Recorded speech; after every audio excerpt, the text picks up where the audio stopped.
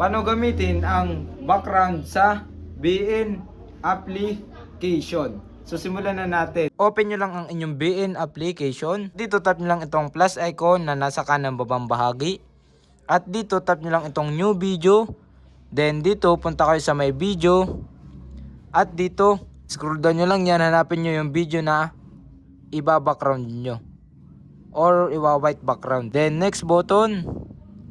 At dito scroll down nyo lang to.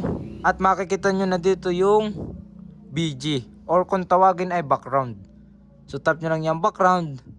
Then kayong bahala mamili kung gusto nyo ay white or red. So marami ditong iba't ibang kulay. So halimbawa natin is white. Then check button. So hindi pa siya lalabas dito. So try natin i-rotate. Para makita natin yung pinakang background niya.